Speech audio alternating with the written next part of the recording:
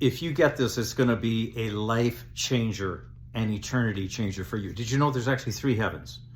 There's three the Bible speaks of. One is in the earth, physical world, and the constellations and the stars, and so on. Number two is the spiritual atmosphere around the earth.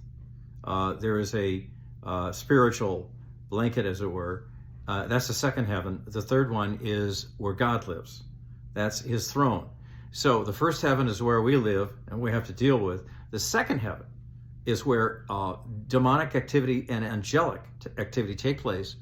That's where demons dwell, and they operate, and things that manifest into your natural first heaven realm start there. Now, Jesus said something very interesting in Matthew 16:9. He said, "Whatsoever you bind on earth will be bound in heaven. I give you the keys of the kingdom. Whatever you loose, in the heaven will be loosed on the earth. Whatever you bind in heaven will be bound on the earth."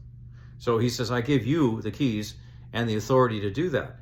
Well, how do you bind what? Well, bind demonic activity. Bind the things that are causing you stress in your finances, your home, your marriage, your relationships, your health, whatever curse and death is trying to attack itself to you.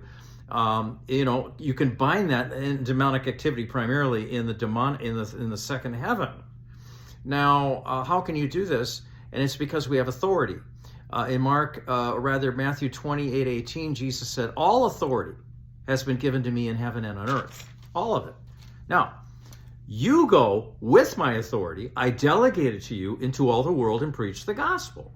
When God raised Jesus from the dead, and notice he said he raised us with him. Body and head go together. So if Jesus is at the right hand of the Father, highest place of authority, so are you, if you're part of his body. If you're not, call upon him from your heart and ask him to be.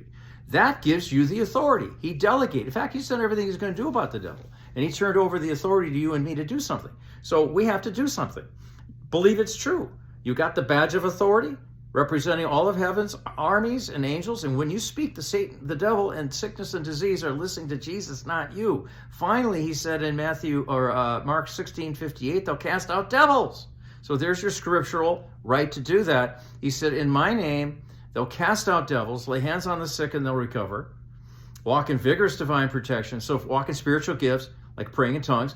And this is what we do. And if we don't do it, it won't get done. Now, this is an answer. No, just act like it's true. It's nothing to do with how you feel, how you look, what you did, how holy you think you are. It's a positional authority you have in Christ Jesus, but you have to use it. He's not going to do it for you unless you're a very baby Christian. Don't know better, right?